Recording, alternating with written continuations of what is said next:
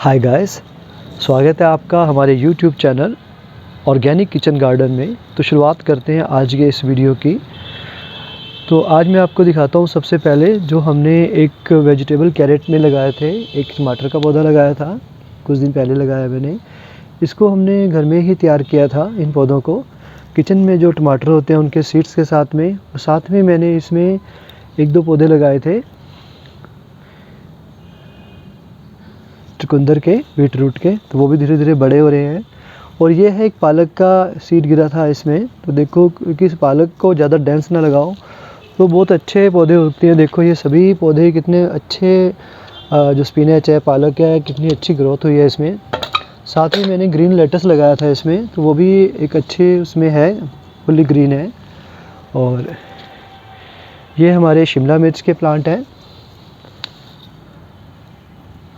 साथ ही मैंने एक टमाटर का पौधा लगाया हुआ है, एक दो शिमला मिर्च के लगाए हैं। और ये हमारा बैंगन का प्लांट है। तो आगे बढ़ते हैं धीरे धीरे। तो ये मार्च का महीना है। मौसम अचानक से सर्दी से बहुत ज़्यादा वेदर चेंजिंग हो गया है नॉर्थ इंडिया में। तो कुछ पौधों के लिए अच्छा भी रहा, कुछ एक पौधे जल्दी सूख भी गए। तो अभी हमें गर्मी की सब्जियों की तरफ, गर्मियों में लगने वाली सब्जियों की तरफ स्विच करना होगा। और मिट्टी को थोड़ा सा, जिन गमलों में पौधे लग के सूख चुके हैं और सर्दियों के जो पौधे थे, तो उन गमलों को अब मैं इस वीक में खाली कर दूंगा। मिट्टी को हम 1 या 2 वीक्स, 1 वीक का रेस्ट तो देंगे ही, साथ में कुछ ऑर्गेनिक कंपोस्ट भी ऐड कर देंगे। और साथ में उनमें गर्मियों के जो सीड्स लेके आए हूँ, गर्मियों के पौधों के लिए सीड्स लेके आए सब्जियों के, तो उनकी हम सीडलिंग तैयार करेंगे सीडलिंग ट्रे में। तो जैसे जैसे सीडलिंग रेडी होगी हम उसको बड़े गमलों में ट्रांसप्लांट करते रहेंगे। तो बने रही वीडियो में, आगे भी मैं आपको आगे की ग्रोथ दिखाता हूँ। तो ये है हमारा नींबू का पौधा है। इसको लगाए हुए मुझे, क्योंकि गार्डनिंग करने से पहले का मैंने इसको लगाया हुआ है, यानी 2 साल हो गए हैं इसको लगाए हुए। ये एक मैंने जो 20 लीटर की बाल्टी होती है पेंट वाली, इस पर लेकिन फ्लावरिंग फ्रूटिंग कभी नहीं हुई। लेकिन इस बार मैंने इसको सीरियसली 2-3 महीने से, जब भी मैंने रेगुलर पानी डाला, साथ में मैंने इसमें घर में जो हम तैयार करते हैं बायो एंजाइम्स लिक्विड फर्टिलाइज़र, जो फलों के छिलकों से हम तैयार करते हैं, उसको मैंने रेगुलरली दिया 15-20 दिन बाद पानी में मिक्स करके। तो इस बार फ्लावरिंग बहुत ज़्यादा हुई है इस पर, होपफुली फ्रूटिंग भी काफ़ी होगी। तो ये मुझे एक चेंज नज़र आया, क्योंकि अभी इस जैसे जैसे मैंने यूट्यूब चैनल इसका शुरू किया ऑर्गेनिक किचन गार्डन का, तो फिर मेरा भी थोड़ा इंटरेस्ट ज़्यादा क्रिएट हुआ। तो मैंने कहा चलो अभी हम इसको भी सीरियसली लेते हैं। पहले मैं यूजुअली पानी देने का ही काम करता था, इनके नरिशमेंट का मैंने कभी ध्यान नहीं दिया था। अभी इनको न्यूट्रिशन भी चाहिए, सिर्फ मैं पानी की तरफ ही दे रहा था, क्योंकि माली लगाया हुआ था तो कुछ चीज़ें वो देखता था। तो इनके ऊपर मुझे, बल्कि मैं सोच रहा था कि इस बार इस प्लांट को निकाल दूंगा, क्योंकि कभी नींबू लगे ही नहीं इस पर। लेकिन अब लग रहा है कि शायद नींबू लगेंगे। तो आगे बढ़ते हैं। तो ये है हमारा जो गैलन काट के मैंने एक प्लांटर बनाया हुआ है। तो कुछ दिन पहले इसमें मेथी थी, पिछले वीडियोस में आपने देखा हुआ था, कसूरी मेथी। तो वो सूख गई थी, मैंने निकाल दिया था उसे। काफ़ी बार हमने हार्वेस्टिंग भी करी। तो ये खाली था। कुछ सीड्स मेरे पास सरसों के पड़े थे, तो मैंने इसमें सरसों के सीड्स डाल दिए थे। थोड़े प्लांट बड़े हो जाएंगे तो इसको हम एज ग्रीन लीव्स यूज़ कर सकते हैं, किसी दाल में डाल सकते हैं, किसी चीज़ में डाल सकते हैं। क्योंकि मेरे को था कि चलो प्लांटर खाली है और सीड्स भी पड़े हैं, तो कुछ यूटिलाइजेशन हो जाएगी। और ये है हमारा बड़ा प्लांटर। इसमें मैंने कुछ जो मेथी कुछ हमने हार्वेस्ट की थी, कुछ मैंने छोड़ दी थी इस प्लांटर में। तो इसमें आप देखो फलियां लग गई हैं। तो इन्हीं फलियों के सूखने के बाद लगभग सूख भी गई हैं। इनमें से हम लोग सीड्स निकाल लेंगे नेक्स्ट सीज़न के लिए। तो इसको मैंने एज इट इज़ छोड़ दिया था, क्योंकि कसूरी मेथी हमारे काफ़ी गमलों में थी, तो हमने काफ़ी खाई है इस बार विंटर्स में। तो एक गमले में थोड़ी सी छोड़ देनी चाहिए नेक्स्ट सीज़न के सीड्स के लिए। तो गाइस, गर्मी ज़्यादा अचानक से होने के कारण प्लांट्स का हाल थोड़ा बुरा ही है। वैसे तो मैंने ऊपर ये ग्रीन नेट लगा रखा है ताकि इनको स्ट्रेट सनलाइट ना बियर करनी पड़े, लेकिन फिर भी टेम्परेचर तो अप हो ही रहा है। तो प्लांट्स में दिक्कत आ रही है थोड़ी थोड़ी। और ये हमारा बैंगन का प्लांट है, बैंगनी लगी है छोटी छोटी इस पर।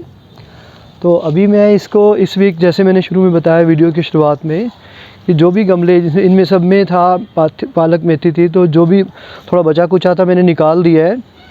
इसके बाद इन गमलों को आज हम लोग खाली कर देंगे, थोड़ा सा मिट्टी को किसी बड़े कंटेनर में या छत पे ओपन में रखेंगे 1 वीक के लिए, और बाद में गोबर का जो खाद होता है, सूखा खाद, वो इसमें मिक्स करके इन्हीं गमलों को रीफ़िल करेंगे अपने समर प्लांट्स के लिए।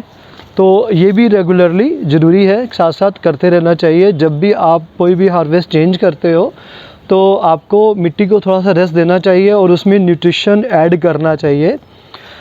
ये मैंने एक जुकीनी का प्लांट लगाया था, हो गए 15 दिन में मार्केट से लेके आया था इसको। तो ये भी समर प्लांट है। और साथ में ये देखो, ये लहसुन का पौधा है। मैंने लहसुन ज़्यादातर बहुत सारे गमलों में साथ साथ लगा दिया था, बड़े पौधों के साथ में ही, कि 2-4 बल्ब सभी गमलों में रेडी हो जाएं। तो लहसुन लगाने के बहुत सारे फ़ायदे हैं गार्लिक के, कि जो सॉइल है इसमें भी न्यूट्रिशनल वैल्यू बढ़ जाती है, और एक पैरेलल में आपके पास ऑर्गेनिक वे में लहसुन रेडी हो जाता है। तो ये इजी भी है और होम बेस्ड है, कि कोई भी फर्टिलाइज़र नहीं यूज़ हुआ। आप मानो अगर आप ये पहले से नहीं करते हो ऑर्गेनिक किचन गार्डनिंग, तो जो चीज़ें हम घर में लगाते हैं, एक पहले सीज़न में तो दिक्कत होती है, लेकिन जैसे ही आप धीरे धीरे आगे बढ़ते हो इसमें, तो आप देखोगे एक सेटिस्फेक्शन भी ज़्यादा है, और इनके टेस्ट का और न्यूट्रिशन का तो बहुत ज़्यादा ही फ़र्क है। आप यूज़ करके देखें, ट्राई करें एक बार। तो हमने भी एक्सपीरियंस किया इस बार, जो चीज़ें हमने घर में लगाई, कंज्यूम की, खाने में, उनकी शेल्फ़ लाइफ में बहुत ज़्यादा फ़र्क था। और मुझे कुछ लोगों ने भी कहा कि वीडियो में भी कई बार लोग पूछते हैं कि आप टाइम कैसे निकालते हो, तो मैं ज़्यादा टाइम नहीं निकालता।